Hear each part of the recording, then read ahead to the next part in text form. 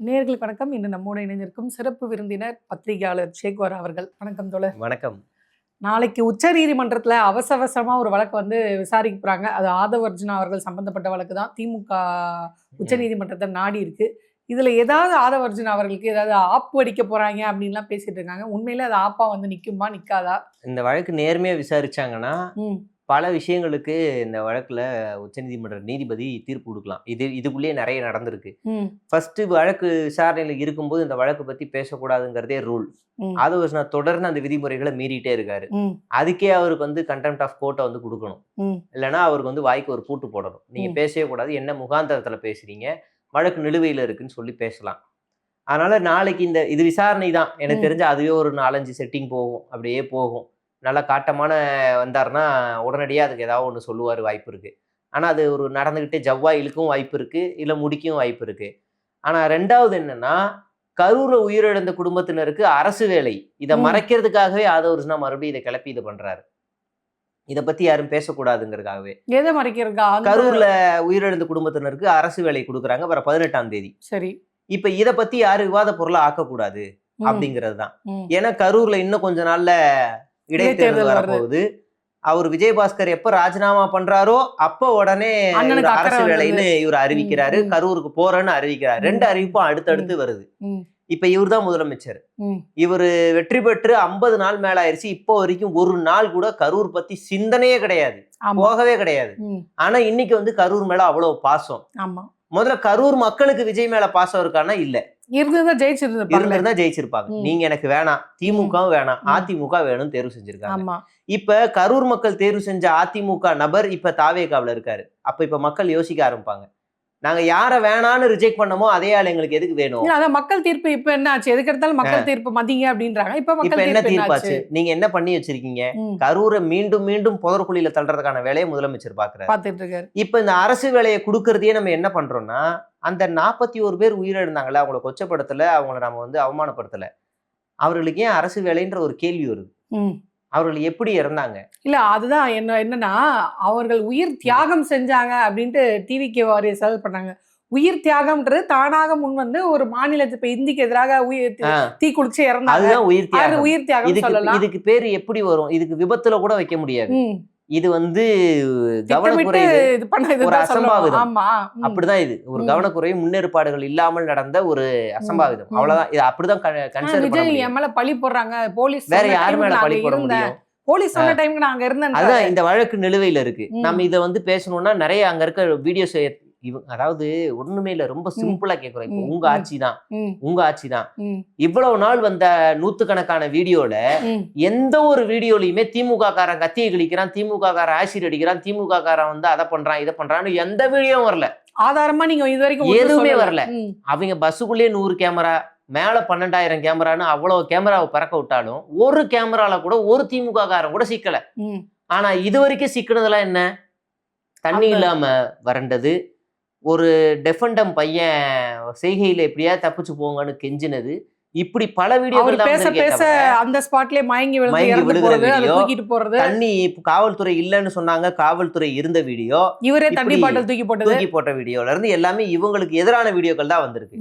ஆனாலும் இன்னைக்கு திமுக உன் பக்கத்துல உன் ஆளுங்க 10,000 20,000 பேர் இருந்தான்ல, 30,000 பேர் இருந்தாங்கல்ல, அந்த 30,000 பேர்ல ஒருத்தன் கூடவா திமுக காரன வீடியோ எடுக்கல? அதுதான். அப்புறம் எப்படி திமுக அங்க வீடியோ எடுக்கக்கூடிய சூழலே இல்லையே. அப்படியெல்லாம் ஒண்ணும் கிடையாது. மறுபடியும் அந்த வீடியோ எடுத்து பார்ப்போம். எடுத்தோம்னா அங்க பிளாஷ் லைட்ஸ் மட்டும் எத்தனை பிளாஷ் லைட்ஸ் எரிஞ்சுக்கிட்டு இருந்துச்சுன்னு நமக்கு தெரியும். சரி. எத்தனை பிளாஷ் லைட்ஸ் எரிஞ்சிட்டு இருந்துச்சு நமக்கு தெரியும். மாடியில, தரையிலன்னு ஏகப்பட்ட flash lights local channels video எரிஞ்சுக்கிட்டு இருந்துச்சு. அவ்வளவு கேமராக்கள் இருந்துச்சு. ஈவன் விஜயே செட் பண்ண அவருடைய கேரவனுக்கு முன்னாடி இருக்கிற ஒரு கேரவன்ல ஒரு 4-5 கேமரா, ட்ரோன் மட்டும் ஒரு 4-5 ட்ரோனு, அவருடைய பஸ்ல சிசிடிவி கேமரா, இவ்வளவு இருந்தோம். இவங்க வந்து எதையுமே சப்மிட் பண்ணல. ஆனா பாலாஜி செட் பண்ண ஆமா அப்படின்னு சொல்லி ஒரு இப்படி உயிரிழந்திருக்காங்க. இவங்க வந்து ஒரு ஏதோ ஒரு பொதுவான இடங்கள்லயோ இல்ல இயற்கை சீற்றங்கள்லயோ இல்ல பஸ்ஸோ ட்ரெயினோ இப்படி ஏதோ ஒரு விபத்துகள்ல இறக்குறாங்க அப்படின்னா அரசாங்கம் நிதியுதவி கொடுக்கலாம், அரசு வேலை கொடுக்கலாம், அது ஓகே. ஒரு விபத்துகளை இறங்குறாங்க அப்படின்னு. குறிப்பா சொல்லணும்னா, நம்ம விஜயபாஸ்கர் கல்வி அமைச்சரா இருக்கும்போது சுஜித்தா ஒரு பையன், சின்ன குட்டி பையன், ஆழ்துளை கிணறுல விழுந்துருவான். அப்ப தமிழ்நாடே தீபாவளி கொண்டாடல அந்த ஒரு பையனுக்காக. அந்த பையனை இழந்ததுனால அந்த குடும்பத்துக்கு அரசு வேலையை கொடுத்தாங்க. ஓகே, அது வந்து ஒரு கவனக்குறைவால நடந்த அந்த குழி போட்டதுனாலதான் அப்படின்னு. இப்படி ஏதோ ஒரு அரசியல் நிகழ்வு இல்லாம எங்கெங்கே நடக்கிற அரசியல் நிகழ்வுகளுக்கு இந்த மாதிரி நடந்துச்சுன்னா கொடுக்கலாம். ஈவன் கரூர் ஸ்டாம்பேட் நடந்தது தாவேகா கட்சி கூட்டம். ஆனா அப்ப இருந்த திமுக அரசாங்கம் உயிரிழந்தவர்களுக்கு உடனடியாக அடுத்த 2 நாள்லயே 10 லட்சம் ரூபாய், அடிப்பட்டவங்களுக்கு 2 லட்சம் ரூபான்னு கொடுக்குறாங்க. ஆனா தாவேகா அரசு அந்த அப்ப இருந்தா தாவேகா ஆளுங்க 1 மாசம் கழிச்சு அடிப்பட்டவங்க எல்லாம் விட்டாங்க, கணக்குல விட்டாங்க. இப்போ வரைக்கும் அடிப்பட்டவங்களுக்கு யாரும் காசு போய் சேரல, சல்லி பைசா போடல. உயிரிழந்தவங்களுக்கு மட்டும் காசு கொடுத்துருக்காங்க. 20 லட்சம் கூப்பிட்டு மகாபலிபுரத்துல அவங்களோட இப்ப இவங்களுக்கு மீண்டும் அரசு வேலை. ஏன்? சாட்சியை கலைக்கிறாரோ? அதுதான் சொல்றேன். அப்ப சிபிஐ என்ன செய்யணும்? விக்டீமுக்கு நீங்க ஆதாயத்தை கொடுத்து சாட்சியை கலைக்கிறீங்க. எப்படி இந்த சிபிஐ செந்தில் பாலாஜி வழக்குல அழகா மூக்க தூக்கிட்டு வந்து முன்னாடி வச்சு இவர் அதிகார துஷ்பிரயோகம் செஞ்சு சாட்சியங்களை கலைப்பார், அதிகாரம் கையில இருக்கு, அதனால இவரோட அதிகாரங்களை பறிக்க வேண்டும் அப்படின்னு வந்து பண்ணி அந்த தீர்ப்பு வாங்கினாங்கல்ல, அதே மாதிரி இப்ப சிபிஐ இன்னொரு வழக்கை உச்சநீதிமன்றத்தில் தாக்கல் செய்யணும். இவர் முதலமைச்சர் ஆயிட்டாரு, அது ஒரே ஒரு காரணத்துக்காக இவர் வந்து பாருங்க இந்த மாதிரி பண்ணிக்கிட்டு இருக்காரு அப்படின்னு சொல்லி அவரோட பதவியும் பறிக்கணும். சிபிஐ நேர்மையா நடந்துச்சு. அதுதான் கேக்குறேன். இப்ப இந்த உச்சநீதிமன்றத்துல இந்த கேஸ் வந்து விசாரணைக்கு வருது இல்ல, இப்ப இதே அவர் வந்து போறதை தடுக்க கூடும், அந்த 41 பேருக்கு அரசு பணி நியமனம் அப்படின்றது தடுக்க கூடும். ரெண்டாவது அது அபிஷியலா வரல, ஊடக செய்தியா தானே இருக்கு. 18ஆம் தேதி 2-3 செய்திகள் பார்த்தேன் நான். அரசு தரப்புல வராங்க தரப்போறாங்கன்ற மாதிரி வந்திருக்கு. இதுவே ஒரு வகையான அதிகார துஷ்பிரயோகம் தான். தன்னுடைய சொந்த கட்சி கூட்டத்துல உயிரிழந்த குடும்பத்தினருக்கு அரசு வேலை கொடுக்கறதெல்லாம் அதிகார துஷ்பிரயோகம் தான். அது இப்போ வந்து இடைத்தேர்தல் நடக்க போகுது. இடைத்தேர்தல் நடக்க போகுதுன்னு உடனே அடுத்தடுத்த 2 அறிவிப்பு வருது. 41 பேருக்கு அரசு வேலை. உடனே நான் கரூர் போறேன். சார் நீங்க கரூர் வரைக்கும் போறீங்கல்ல சார், பெரம்பூர் மக்களை பார்த்தா இளிச்சவன் மாதிரி இருக்கா? அவங்களை ஜெயிக்க வச்சவங்க பெரம்பூர் மக்களை பார்த்தா இளிச்சவன் மாதிரி இருக்கா? அந்த தொகுதியில அவரு ஏதோ வேற யாரும் ரத்து பண்ண முடியாது, அவரு தானே. திருச்சி வரைக்கும் போக தெரிஞ்ச உங்களுக்கு சட்டமன்றத்துல இருந்து ஜஸ்ட் உங்களுடைய கான்வாயை எடுத்தீங்கன்னா ஒட்டுமொத்த வாகனங்களும் வழி விட்டுரும். அழகா நீங்க ஒரு ஜஸ்ட் ஒரு 1/2 அன் ஹவர் வரீங்க, 1/2 அன் ஹவர் பேசுறீங்க, 1/2 அன் ஹவர் போறீங்க. இல்ல நாங்க எதுவுமே சொல்ல மாட்டோம், செஞ்சு காட்டுவோம். ஏன்னா பெரம்பூர்ல அலுவலகத்தை கட்டிக்கிட்டு இருக்காங்க. ஓஹோ, இப்ப அந்த அலுவலகம் கட்டினா மட்டும் டெய்லி விஜய் போயிருவாரா?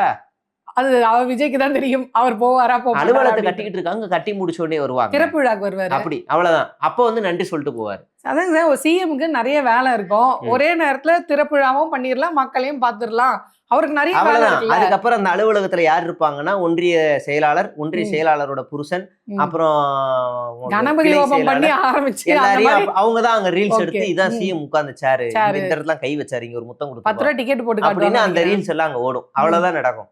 அப்ப இது திட்டமிட்டு ஒரு அரசியல் ஆதாயத்துக்காகவே இந்த அரசு வேலை அந்த கரூர் சம்பவத்தை மறுபடியும் தூண்டி விடுறது, ஒரு சிம்பத்தி, ஃபீலிங் சிம்பத்தி, அதாவது என்ன சொல்லுவாங்கன்னா சிம்பத்தி தியரிய கொண்டு வந்து ஏமாத்துற வேலையை மறுபடியும் இந்த அரசு கையில் எடுத்திருக்கு. ஆட்சியில இல்லைன்னா அவங்களுக்கு பேர் செத்த பாம்புன்னு இவங்க தான் பேர் வச்சாங்க.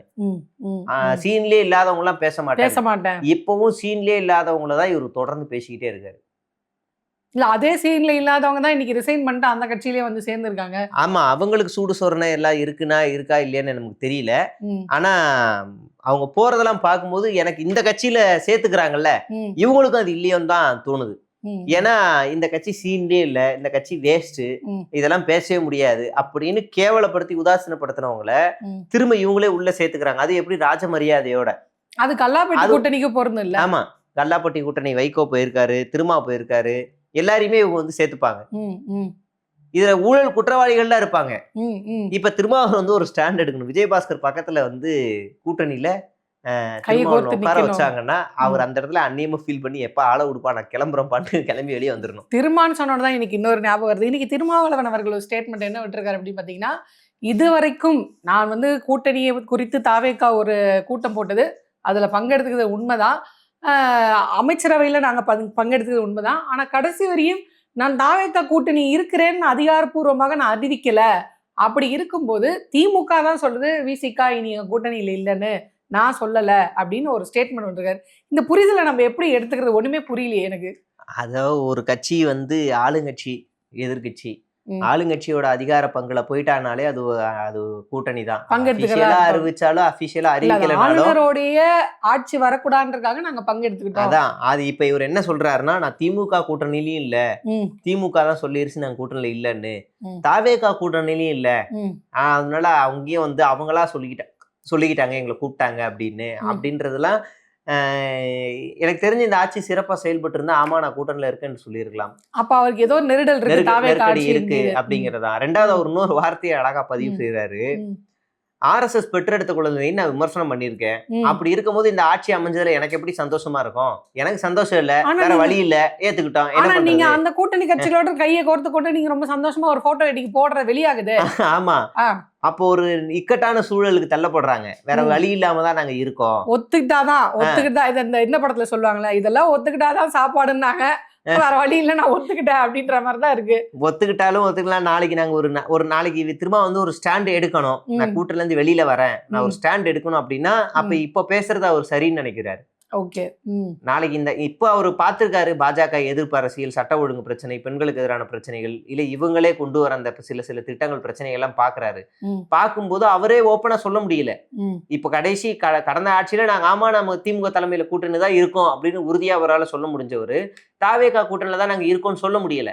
அதே நேரத்துல அவர் இன்னொன்னு பதிவு பண்றாரு, நாங்க திமுக கூட்டணியில கூட இல்லைன்னு நாங்க சொல்லல, அவங்கதான் எங்களை சொல்லிட்டாங்க அப்படின்னு சொல்றது காரணம் என்னன்னா, அங்கேயும் வர்றதுக்கு நான் வாய்ப்பு இருக்கு, இந்த ஆட்சி மீது எங்களுக்கு நம்பிக்கை இழந்துகிட்டு இருக்கோன்றதான் அதுக்கான அர்த்தம். பட் எனக்கு என்னன்னா, அவர் கொஞ்சம் கொஞ்சமாக ஒரேடியாக விசிகா போய் தாவேகா கூட இணையிறது அப்படின்றது அவங்களோட தொண்டரோட மனநிலையை பாதிக்கலாம். திடீர்னு ஒரு அதிர்ச்சி வைத்தியம் வேண்டாம், கொஞ்சம் கொஞ்சமா அதை கடத்தி கொண்டு போய் தாவேகாவிடம் கொண்டு சேர்க்கிறாரோ அப்படின்ற மாதிரி எனக்கு ஃபீல் ஆகுது.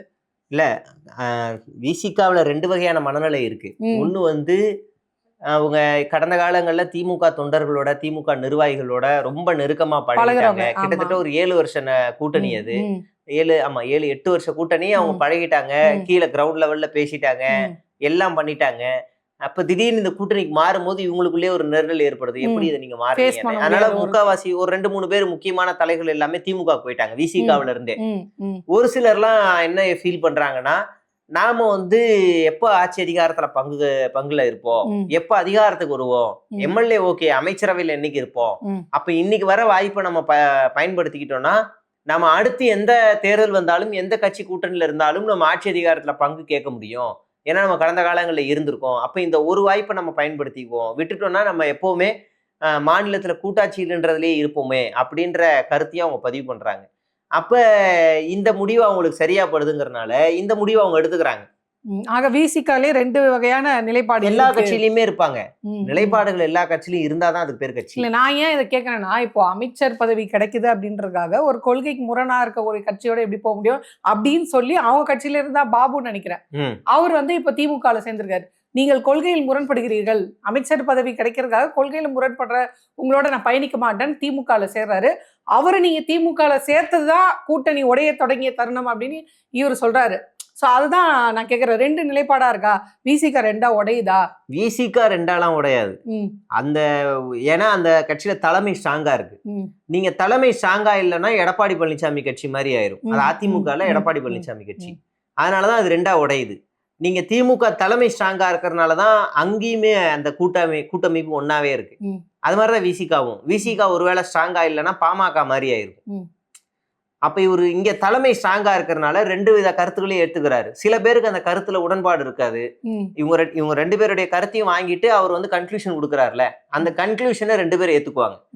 ஆனா சில பேருக்கு அது ஒத்து வராது. அப்ப சில பேர் மன வருத்தத்துல கொஞ்சம் அமைதியாவே இருப்பாங்க. சில பேர் வேற வழி இல்ல கட்சிக்காக போவோம்னு அதை அக்செப்ட் பண்ணிட்டு போவாங்க. அரசியல்ல சில சங்கடமான முடிவுகள்லாம் வரும். சில சங்கடமான முடிவுகளை கையில எடுக்க வேண்டி இருக்கும். அப்ப அதெல்லாம் நம்ம கடந்து போகணும்ன்றதுல அவங்க வந்துக்குவாங்க. ஆனா சமரசம் பண்ணிக்கலாம். கொள்கையில அவங்க எங்க சமரசம் பண்ணாங்க? தாவேகா கூட கூட்டணின்றது அப்படிதானே அவங்க சொல்றாங்க, அவங்க கட்சிக்காரங்க சொல்றாங்க. கூட்டணின்னு அதான் இவரே சொல்லிட்டாரு, நான் கூட்டணி இல்லன்னு தானே திரும்ப அந்த அமைச்சரவையில பங்கேற்று கொண்டது அப்படின்னு அவங்க கட்சியை சார்ந்த பாபு தானே சொல்றாரு. கொள்கை சமரசம் அதுதான். அது அன்அபிஷியலாவோ அபிஷியலாவோ கூட்டணியில பங்கு வச்சுட்டாங்க அப்படின்னா அதை வெளிப்படுத்தணும்னு அவசியம் இல்லை. ஆனா இவங்க இப்போ ஒரு ஸ்டாண்டு சொல்றாருல, அந்த ஸ்டாண்டோட நோக்கம் என்னன்னா, இப்ப இந்த ஆட்சியினுடைய செயல்பாடுகள்ல அவருக்கு திருப்தி இல்லை, அது ஆணவ படுகொலைகளை கூட சொல்லலாம். 9 ஆணவ படுகொலைகள் கிட்டத்தட்ட 50 நாள்ல. அது எல்லாத்தையுமே சர்க்கிள் பண்ணி பாக்குறாங்க. அப்ப நம்ம இதை தொடருவதா இல்லையாங்கிறதே அவங்களுக்குள்ள ஒரு சிக்கல் ஏற்படுது. அப்படின்னும் போது அவங்க டைலூட் ஆகலாமா அப்படின்ற சிக்கலுக்கும் வருவாங்க. அப்ப அவங்க என்னன்னா தெளிவா வெளிப்படையா நாங்க வந்து கூட்டணி இல்ல அப்படின்னு அவங்க அறிவிக்கிறாங்க. நாங்க எந்த கட்சியோட கூட்டணி இல்ல, நாங்க எப்ப வேணா டிட்டாச் ஆயி போவோம், எந்த பக்கம் நியாயம் இருக்கோ அந்த இதுக்கு பக்கம் முன்னாடி அவர் சொன்னாரு நாங்க வந்து தாவேகாவோட கூட்டணி இல்ல, ஒருவேளை நாங்க போயிருவோம்ன்ற பயம் அமைச்சரவை கூட நாங்க ராஜினாமா பண்ணிட்டு வருவோம், அந்த பயத்தை போக்குறதா இப்ப இருக்கோம், வேணும்னா அந்த ராஜினாமா பண்ணிட்டோம் வருவோம். அதுதான் புரிதல், அவ்வளவுதான். அதுல இருந்து அவங்க இருக்காங்க. இது மாதிரி கம்யூனிஸ்டுகளும் ஒரு தெளிவான முடிவுல இருக்காங்க, 2 கம்யூனிஸ்டுகளும். இவ்வளவுதான். இதுல தெளிவான முடிவே இல்லாம எங்கேயாவது ஏதாவது கிடைச்சா ஓடி போய் உட்காந்துடலான்றதுல இருக்கிறது வந்து காங்கிரஸும் வைகோவும் தான். முத ஆளா போய் உட்காந்துருவாங்க. வைகோ தான் சொல்லிட்டாரு, நான் வந்து அரணா இருப்பேன். திமுக வந்து தாவேகா மேல எந்த மாதிரியான விமர்சனங்கள் வைக்குது பாத்தீங்களா, தாவேகா பாதிக்காத அளவுக்கு அரணாக இந்த மதிமுக இருக்கும் அப்படின்னு ஒரு ஸ்டேட்மெண்ட் விட்டுருக்காரு. அவரு எல்லாம் பேசுவாருங்க. அவர் விஜயகாந்துக்கு அரணாக இருந்திருக்காரு, ஜெயலலிதாவுக்கு அரணா இருந்திருக்காரு, கலைஞருக்கு அரணாக இருந்திருக்காரு. அப்படியே வந்துகிட்டே இருப்பாரு. நாளைக்கு பிரதீப் ரங்கசாமியோ இல்ல தனுஷ் இப்ப கொடி அறிவிச்சிட்டாப்ல. தனுஷ் வந்து நான் வந்து துல்லாதமனம் துள்ளும் படத்தை நான் பார்த்தேன், அந்த படத்தை பார்த்ததுல இருந்து தேவதை கண்டேன் பார்த்தேன், அதுக்கப்புறம் அவருடைய மிகப்பெரிய ரசிகன் ஆயிட்டேன், அதனால அவருக்கு நான் அரணாக இருப்பேன். நாளைக்கு அவர் பேசிடுவார். அப்ப சட்டமன்றத்துல இன்னொரு வாட்டி தனுஷ் வந்து விஜய் எப்படி வாசிச்சாரோ அது மாதிரி தனுஷ் வாசிக்கும் போது இவர் கூட இருந்து அவருக்கு நான் அரணாக இருப்பேன் அப்படின்னு அவரு வைகோ பேசக்கூடிய ஆளுதான். இல்ல நாளைக்கு நீங்க இன்னொரு புதுமுக நடிகர்கள் யாராவது ஒரு சும்மா ஒரு பேரை கூட சொல்லுங்க, அவரு கட்சி ஆரம்பிச்சா கூட வைகோ அங்க போய் பிரதீப் ரங்கநாதன் இருக்காரு, சிவகார்த்திகேயன் இருக்காரு, அவங்கள யாரு வந்தாலும் முத ஆளா போயிட்டு நான் வந்துட்டேன், எங்க பவர் இருக்கோ அங்க நான் அரணா அவ்வளவுதான், நான் போய் உட்காந்துக்கிறேன் அப்படின்னு சொல்லக்கூடிய ஆளுதான். அவருக்கெல்லாம் எந்த கொள்கையும் எந்த கூச்ச நச்சம் எதுவும் கிடையாது.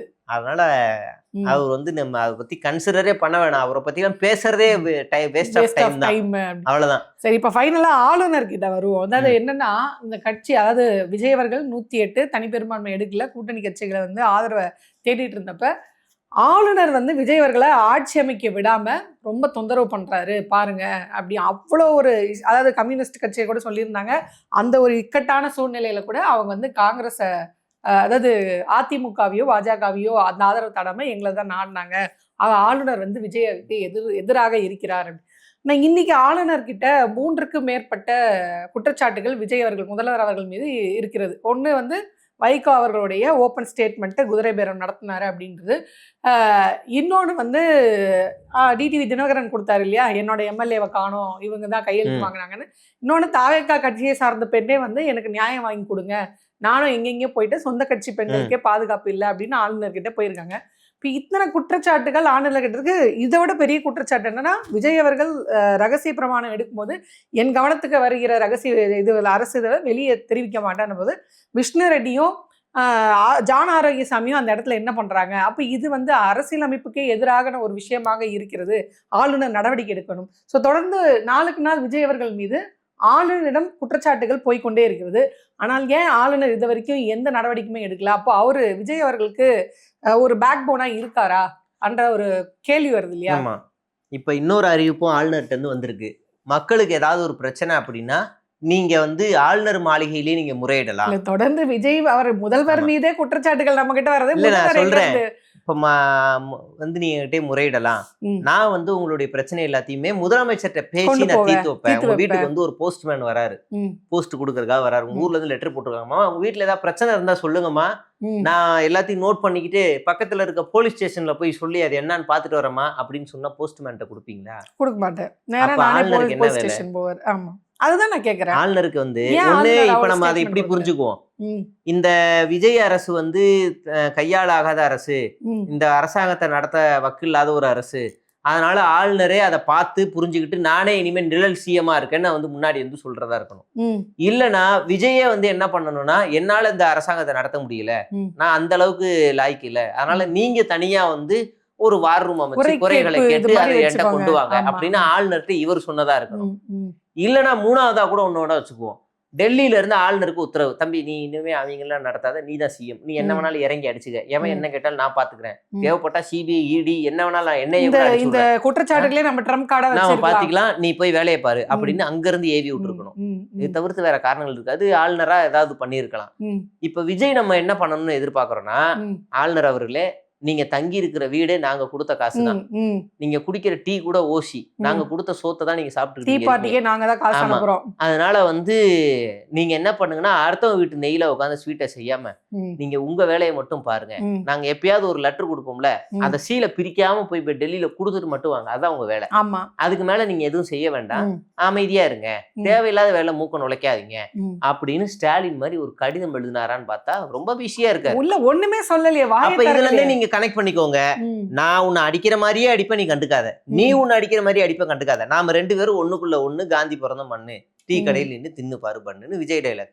ஓகே, அப்ப உள்குத்து ஏதோ நடந்து. ஆமா, இந்நேரம் ஸ்டாலின் வந்து இந்த தமிழ்நாட்டை இப்போது ஆட்சி செய்கிறார் என்றால் ஒரே ஒரு அண்ணா யூனிவர்சிட்டி இஷ்யூக்காக இந்த ஆட்சியவே கலைக்கணும் ரேஞ்சுக்கு நம்ம ஆர்.என். ரவி பொங்கி எழுந்து அங்க வரைக்கும் போய் நீதிமன்றத்துல போய் தீர்ப்பு வாங்கிட்டு வந்தாங்க, அடிச்சு நொறுக்கி விட்டு வாங்கிட்டு வந்தவர். ஆமா, எது எடுத்தாலும் டொபக்கு டொபக்கு டொபக்கு டொபக்கு நாங்க கிளம்பி போயிருவாரு. அவருக்கு அவ்வளவு பிடிச்சிருக்கும் டிராவல்னா, போயிருவாரு. ஏன்னா உனா போயிருவாரு. ஏன் இவர் போக மாட்டாரு? அப்ப ஏதோ ஒரு மர்மம் இருக்குல்ல, நீங்க என்ன வேணாலும் பண்ணிக்க, நான் கண்டுக்க மாட்டேன், புகாரை மட்டும் வாங்கி வச்சுக்கிறேன் அப்படின்னு தான் அர்த்தம். அப்ப இந்த ஆளுநர் இங்க ஆளுநராவே செயல்படல. தேவைப்பட்டா ஒரு நாளைக்கே முதலமைச்சரா கூட வருவார். அதுக்கான எல்லா வேலையும் நடக்குது. அதுக்காக தான் இவர் புகார் எல்லாம் என்கிட்ட கொடுங்கன்றாரு. புகார் இவர் யாரு முதல்ல, எந்த தொகுதியில நின்று இவர் ஜெயிச்சாரு, எந்த மக்கள் இவரை பிரதிநிதியாக்குனாங்க, இவர் யாரு முதல்ல, இவருக்கு என்ன அதிகாரம் இருக்குன்னு கூட தெரியாம புகார் என்கிட்ட கொடுங்கன்றாரு. இதென்ன தனி ராஜ்யம் நடக்குது. இப்ப விஜய் என்ன தூங்கிட்டு இருக்காரா? உங்க அரசாங்கத்தை கலைக்க ஒரு ஆளு வேலை பாக்குறாரு சார். உங்க பவரை தட்டி பறிக்கிறாரு ஒரு ஆளு. இல்ல, எதுக்கு எடுத்தாலும் திமுக மீது தொடர்ந்து விமர்சனம் பண்ணிட்டே இருப்பீங்களா? ஆளுநர் கேட்க வக்கே இல்லையா? ஒரு கேள்வி கூட, அதுவும் அந்த கட்சியில ஒருத்தர் இருக்காரு ஆதவர்ஜுனான்னு, லஞ்ச் டைலாக்ல பயங்கரமா பேசுறாரு. அவரு கூட ஒரு வார்த்தை, எங்க அண்ணன் விஜய் இருக்கும் போது ஆளுநர் அவர்கள் எப்படி இந்த மாதிரி ஒரு வார்த்தை பேசினாரு அப்படின்னு ஒரு வார்த்தை கூட கேட்கல. சும்மா பேருக்கு தான் ஆளுநர் எங்களுக்கு எக்ஸ்ட்ரா லக்கேஜ், மக்களால் தேர்ந்தெடுக்கப்பட்ட மாநிலத்தில் ஆளுநருக்கு என்ன வேலை, இதெல்லாம் அவங்க கொள்கையில வேணா இருக்குமே தவிர நிஜ வேலை வந்து எல்லாம் ஆளுநரை பார்த்தாலே ஈரமாயிரும். அதாவது ஆட்டுக்கு தாடியும் மாநிலத்துக்கு ஆளுநரும் தேவையில்லைன்னு சொன்னது அண்ணா அவர்கள். அந்த அண்ணாவின் கொள்கையை தான் நாங்களும் வந்து எடுத்து நடத்துறோம் அப்படின்னு சொன்னாங்க. ஆளுநர் எதிர்த்து இது வரைக்கும் ஒரு வார்த்தை கூட, அதெல்லாம் ஆளுநரை பார்த்தாலே பயம். ஆளுநர் நீ நாளைக்கு நிரூபிச்சு எடுத்துட்டு வா, 108 தான் இருக்கு, இன்னொரு 2 எடுத்துட்டு வா, இன்னும் 3 எடுத்துருவான், டெய்லி அனுப்பிட்டே இருப்பாங்க. முதல்ல ஆளுநருக்கு அங்க அந்த இடத்துல ஆளுநருடைய மாளிகையில ராஜ்பவன்ல பெரும்பான்மையை நிரூபிக்க வேண்டிய அவசியம் எதுவுமே இல்லை. அப்படி எந்த சட்டமும் கிடையாது. நீ என்ன முதலமைச்சராக்கு தம்பி, நாங்க நிறைவேற்ற வேண்டிய இடம் சட்டமன்றம், நாங்க அங்க பாத்துக்கிறோம், நீ யாரு என்ன இங்க பண்ற, இந்நேரம் அது அங்க வந்திருந்துச்சுன்னா ஆட்டோமேட்டிக்கா இவர் அங்கெல்லாம் போய் சிபிஎம் நாட வேண்டியது, சிபிஐ நாட வேண்டியதெல்லாம் எந்த அவசியமே இருந்திருக்காரு. வந்த உடனே 27 எம்எல்ஏ அதிமுக ஆளுங்களும் ஆதரவு கொடுத்திருப்பாங்க. ஆக மொத்தம் 136 இடங்கள்ல அவர் வந்து பெரும்பான்மையில இருந்துட்டு ஆட்சியை பிடிச்சிருக்கலாம். ஆனா ஆளுநரை போய் கெஞ்சி கெஞ்சி கெஞ்சி போய் நிக்க வேண்டிய அவசியம் என்ன? அப்படி இருந்தா திமுக கூட்டணி உடைச்சிருக்க முடியாது இல்லையா? அதனாலதான் அந்த மாதிரியான ஒரு ஸ்ட்ராட்டஜி. ஒரு முற்போக்கு முகம் வேணும், போய் முற்போக்கு முகம் வாங்கிட்டு வா, முற்போக்கு முகம் வாங்கிட்டு வா. முந்தி எடுத்துக்கொண்டு மூஞ்சில இன்னும் கார்ல் மார்க்ஸ் தெரியல, உன் மூஞ்சில இன்னும் பெரியார் தெரியல, உன் மூஞ்சில அண்ணா தெரியல, போயிட்டு வான்னு அனுப்பிச்சு விட்டாரா என்னன்னு தெரியல. எல்லாத்தையும் போய் அந்தந்த டீம் கிட்ட கொஞ்சம் கொஞ்சமா வாங்கிட்டு வந்து பாத்தீங்களா அப்படி காட்டுங்க. அதுக்கப்புறமா நம்ம முடிவு பண்ணி நான் உனக்கு தரேன்னு சொல்லி அவர் அலைய விடாரு. அவர் அலைய விட்டுக்கிட்டே இருக்காரு, இவரும் அலைஞ்சுக்கிட்டே இருக்காரு. ஆனா பாஜகவுடைய அந்த இத வேலையை வந்து கரெக்டா செஞ்சு கொடுத்துட்டாருல. திமுக கூட்டணி இப்ப செஞ்சுதான் இருக்காரு. ஆளுநருக்கு என்ன தேவையோ, ஆளுநர் மனசுக்கு நோகாம இருக்குன்னா இங்க என்னெல்லாம் சினிமா செய்வாங்க. ஆளுநரும் அதேதான். விஜய்க்கு என்ன தேவையோ, விஜய் எப்படி காயப்படுத்தக்கூடாதோ அது எல்லாமே. ஆனா அதே நேரத்துல எப்ப கால வாரணுமோ அதுக்கான எல்லா ஃபைலையும் ஆளுநர் வாங்கிட்டு இருக்காரு. தேவைப்பட்ட ஆட்சியை கலைக்கிறதுக்கான எல்லா வேலையும் அங்க நடந்துகிட்டு இருக்கு. நிறைவா நம்ம வந்து ஒரு லாஸ்ட் கொஸ்டின் என்ன அப்படின்னு பாத்தீங்கன்னா, இன்னைக்கு திமுக வந்து உச்சநீதிமன்றம் போகுது இந்த மாதிரி கரூர் சம்பவத்தை பத்தி ஆதவர்ஜுனா வாயை திறக்கக்கூடாது. அன்னைக்கு அவங்க ஆட்சியில இருந்தாங்க. 41 பேருடைய மரணத்துக்கு காரணம் விஜய் அவர்கள் அப்படின்றது எல்லாருக்குமே, நம்ம நேர்ல பார்த்த எல்லாருக்குமே தெரியும். இன்னைக்கு வரைக்கும் நம்ம போய் பார்த்தா ஒரு எஃப்ஐஆர் கூட போடப்படல. இது தமிழ்நாட்டுடைய நிலைமை. தமிழ்நாட்டில இருந்து போன அந்த இதுதான் வந்து போலீஸ் காவல்துறை கொடுத்த அந்த எஃப்ஐஆர் தான் சிபிஐ எடுத்துக்கிச்சுன்னாங்க. குறைஞ்சபட்சம் ஆதவர்ஜுன் அவர்கள் கூட வந்து எஃப்ஐஆர்ல சேர்த்துக்கல அப்படின்னு சொல்றாங்க. எஃப்ஐஆர் இருக்குன்னு தான் நான் நினைக்கிறேன். எஃப்ஐஆர்ல இல்ல, நான் பார்த்தேன், இந்த விவேக் காமிச்சாரு. சரி, நம்ம அந்த இதுக்கு போன விஜய்க்கே போயிடுவோம். நம்ம குறைஞ்சபட்சம் விஜய் அவர்கள் மேல எஃப்ஐஆர்ல கூட ஒரு பேரை இவங்க சேர்த்துக்காம போனதின் விளைவு இன்னைக்கு ஆதவர்ஜுனா வாயை மூடுறதுக்கு நீங்க உச்சநீதிமன்றம் போய் நிக்க வேண்டியது இருக்கு பாத்தீங்களா? திமுகவுடைய இந்த நாகரிக அரசியல் தான் இன்னைக்கு இங்க கொண்டு வந்து தமிழ்நாட்டை நிறுத்திருக்கு. இந்த மாதிரியான ஒரு ஆட்சியாளர்கள், இந்த மாதிரியான ஒரு பேச்சுகள் வாங்க வேண்டிய, அதை தடுக்கிறதுக்கு உச்சநீதிமன்றம் போய் இருக்க வேண்டிய நிலைமையை கொண்டு வந்து நிறுத்தி இருக்குன்னு நான் நினைக்கிறேன். நீங்க என்ன நினைக்கிறீங்க? இல்ல அப்படியெல்லாம் இவங்க பேசுறதெல்லாம் எப்படி தெரியல. இதுவே பழைய திமுகவா இருந்தா இப்படி விட்டுருக்குமா? ம். அதுவே வந்து ஒரு எப்படி சொல்றது? ஒரு ஒரு என்ன சொல்றது? பழைய திமுகனா ஒரு ரவுடி திமுக அப்படின்னு ஒரு கட்டமைக்க நினைக்கிறது. ம். அது இல்ல என்னலாம் நம்ம நமக்கு ரவுடி தெரியாது. திமுக நம்போல. ஒரு அப்புறம் ஒரு முதலமைச்சர் உடனே எஃப்ஐஆர் கைது போட்டிருக்கலாம்ல. பண்ணிருவாங்க. இந்நேரம் எஃப்ஐஆர் போட்டிருக்கலாம். இந்நேரம் கலைஞரா இருந்தாருன்னா கைது பண்ணிருவாங்க. கைதே வேண்டாங்க. எஃப்ஐஆர் போட்டிருக்கலாம்ல. எனக்கு 41 பேரு தெரிஞ்சு இத இப்போ யாரோட ஒப்பிடணும்னா, ம். நீங்க ஜெயலலிதாவோட ஒப்பிடணும். ம். நீங்க ஜெயலலிதாவோட ஒப்பிட்டா இது கரெக்ட்டா இருக்கும். ம். இந்நேரம் ஜெயலலிதா ஆட்சியில இருந்திருந்துச்சுன்னா, அப்படி ம். இருந்திருந்தாங்கன்னா, நீங்க வந்து கரெக்ட்டா இந்நேரம் விஜய் எங்க இருந்திருப்பாரு தெரியுமா? ம். கட்சியே கலைச்சிருப்பாங்க. அப்படி அப்படி நீங்க சொல்லலாம். ஏன்னா இல்ல ஜெயலலிதாவுக்கு வேணா திமுகலயும் சொன்னாங்க இல்லையா? இந்த மாரி திமுக எத்தனை பேர் மேல எஃப்ஐஆர் போட்டிருக்கு? இல்ல எஃப்ஐஆர் நான் இன்னும் எது கேட்கிறேன்னா, இந்த இவரு பேசினார்ல, அந்த போக்குவரத்து துறை முன்னாள் போக்குவரத்து துறை சங்கர் அவர் பேரு. ஆமா. அவர் என்ன கேட்டாரு, உங்களுக்கும் வந்து அங்க ஆந்திரால அந்த புஷ்பா படத்துல நடிச்சாரு. ம். அவருக்கு ஒரு கேஸ போட்ட மாரி உங்களுக்கு போட்டிருந்தா உங்க நிலைமை என்னன்னு தெரிஞ்சிருக்கும். அதன் போடாததன் விளைவு தான் நீங்க இப்படி பேசிட்டு இருக்கீங்க அப்படின்றது. அப்ப அந்த ஆதகம் கட்சிக்குள்ளே திமுகக்குள்ளே இருக்குன்னு தானே எடுத்துக்க முடியும். அன்னைக்கு இருந்த சூழல் வேற. ம். நீங்க விஜய கைது செய்திருந்தீங்கன்னா, ம். அன்னைக்கு வந்து அது இன்னும் சென்சிட்டிவான இஷ்யூவா மாறி இருக்கும். ம். பெரிய கலவரமா மாறி அவங்களே இருக்கும். நம்மளே அதாவது திமுகவே விஜயை வந்து பெரிய ஆள் ஆக்கி விட்டுற மாதிரி ஆயிடும். ஆயிருக்கும். அப்படி ம். ஒண்ணு இருக்கு. 2வது அப்ப அவர் கைது செய்யப்பட்டாருன்னா, ம். அது வேற மாரி டைல்யூட் ஆயிருக்கும். அந்த ம். 41 பேர் மரணங்களுக்காக அழுது தாண்டி, ம். விஜய் அண்ணாவுக்காக அழுதுருப்பாங்க அன்னைக்கு. கரெக்ட். இந்த கிளாரிபிகேஷன் வரணும்னு ஆமா. நான் கேக்குறேன். கண்டிப்பா அப்படிதான் அழுதுருப்பாங்க. ம். ஏன்னா, அழுத கூட்டம் தான். ம். அண்ணா விஜய் அண்ணா சாப்பிடுங்க அண்ணா, தண்ணி ம். குடிங்க அண்ணா, ம். தண்ணி கொஞ்சம் கொஞ்சமா ம். குடிங்கண்ணா, ம். இன்னும் மொத்தமா இறங்கினா தொண்டை நீங்க கட்டிக்குங்கண்ணா, அழாதீங்கண்ணா. பச்சை என் தண்ணி பையன் உயிர் குடிக்காதீங்கண்ணா. போனாலும் பரவாயில்ல. ஆ. விஜய்க்காக தானே போச்சு. அப்படியான கூட்டம் அது. ம். அதனால வேற ஏதாவது சென்சிட்டிவான இஷ்யூ வரக்கூடாதுங்கிற ஒரே காரணத்துக்காகத்தான், ம். அதுல ஏற்பாட்டாளர்கள் யாரு அப்படின்னு அவங்கள ஃபைன் பண்ணி, அதுல அவங்க மேல எஃப்ஐஆர் ஃபைல் பண்ணுது. ம். இவ்வளவுதான் காரணம். அது சும்மா பேசுறதுக்காக பொது இடங்கள்ல என்ன வேணாலும் அப்படியே அந்த பேசிடுவாங்க. இடத்துல அதெல்லாம் திமுக பேசிடுவாங்க. வந்து கையாலாகாமையோ இல்ல நாகரிக அரசியல கருத்தில் கொண்டு அதை செய்யாம இல்ல. பொது நலன் அந்த கருதி ஆமா. அவ்வளவுதான் அது. அது வந்து அந்த மாதிரி ஒரு நடவடிக்கை ஈடுபட்டா அன்னைக்கு தேதியில ஒரு மாநிலத்துடைய ஆ, அமைதியை குந்தகம் விளைவிக்கிற மாதிரி ஒரு கண்டிப்பா நிலைமை இருக்கும். வந்துரும். அதே நாள்ல கொஞ்ச நாளுக்கு அப்புறம் அந்த கலவரத்தை தூண்ட முயற்சி செய்தவர் ம். ஆதவ அர்ஜுனா. ஜென்சியை முன்னணி அந்த வச்சு போஸ்டை பண்ணாரு. டெலீட் செய்தார். அந்த ம். போஸ்ட் இன்னமும் என்கிட்ட இருக்கு. ம். அந்த போஸ்டை டெலீட் செய்தார். ம். அந்த நாட்டில் நடந்த மாதிரி இங்க நடக்கும்னு போட்டுட்டு டெலீட் பண்ணவர். அப்படின்னா ம். என்ன காரணம்? அந்த போஸ்டை வச்சு டெலிகிராம்ல எவ்வளவு பெரிய விவாதம் நடந்துச்சுன்னு நான் தனியா ஒரு வீடியோவே போட்டிருக்கேன். ஆமா ஆமா. அப்ப இவங்க எல்லாம் என்ன கட்டமைக்க நினைக்கிறாங்கன்னு அப்பவே தெரிஞ்சிருச்சு. ம். அதனால திமுக அரசாங்கம் அதுல ரொம்ப கிளியரா கிளவரா ஹேண்டில் பண்ணி அதை சைலண்ட் பண்ணாங்க. ஓகே. அதாவது அவ்வளவுதான். இந்த நாகரிக அரசியல் இல்ல. அந்த இடத்துக்கு என்ன தேவையோ அதை முதலமைச்சர் முன்னாள் ஆமா, முதலமைச்சர் இதுல ஸ்டாலின் அவர்கள் அரசியலே கிடையாது. இதுல ம். நாகரீகம், ம். அரசியல் ம். அதெல்லாம் அந்த வார்த்தையே ம். தேவையில்ல. அது அவருக்கு ஒரு சமூக மக்களுடைய நலன், அவ்வளவுதான். மக்களுடைய நலன் தான் அக்கறையில கொண்ட முதலமைச்சர். அவ்வளவுதான். அந்த அதனால இதுல அவர் ஹேண்டில் பண்ணாங்க. பழிவாங்கும் நடவடிக்கை எடுக்காம ஆ, இதை எடுத்தா இது வந்து இந்த மாதிரியான ஒரு பெரிய பிரச்சனைக்கு வழிவகுக்கும். ஆமா. எனக்கு மக்கள் நலன் தான் முக்கியம். அவங்க மாதிரி பொய் பேச வேண்டிய அவசியம் இல்ல. அதனால நான் இந்த கைதுல இதெல்லாம் ஈடுபடல அப்படின்னு அவ்வளவுதான். சொல்லி ரொம்ப கரெக்டான ஒரு ஸ்டேட் நிலையை சிஎம்ஏ அதான் எடுத்தாங்க. சொன்னார். அப்ப ம். இருந்த சிஎம்ஏ எந்த ம். அரசியல் கட்சி தலைவரும் தன்னுடைய தொண்டர்கள் சாவதை விரும்ப மாட்டார்கள்னு சொல்லிட்டாரு. அதோட ம். முடிச்சிடலாம். அது ம். அவ்வளவுதான். ம். ம். ஆனா அத இன்னும் தாவேக்கால இருக்கவங்க அது சும்மா வேலை வெளியே அப்படி ஆ, ஆனா உள்ள வேற மாதிரி இது பண்ணிட்டு இருக்கீங்கன்னு ஒரு பொய்யான அலிகேஷன் வச்சுட்டு தான் இருக்காங்க. சரி பார்ப்போம். அது வந்து புரியுறவங்களுக்கு பேசலாம். புரிஞ்சுக்க மாட்டேன்னு முன்முடிவா இருக்கவங்க கிட்ட ஒன்றும் பேச பேச முடியாது. ஸோ சிபிஐ நாளைக்கு வந்து கரூர்ல சம்பவம் குறித்து உச்சநீதிமன்றத்துல ஒரு அவசர விசாரணையை எடுக்கிறாங்க. அந்த விசாரணை என்ன மாதிரியான தீர்ப்பு வருது இதை பத்தி நாளைக்கு இது இன்னொரு வீடியோவா நம்ம பேசுவோம். உங்கள் நேரத்துக்கு கருத்துக்கும் ரொம்ப நன்றி. நன்றி.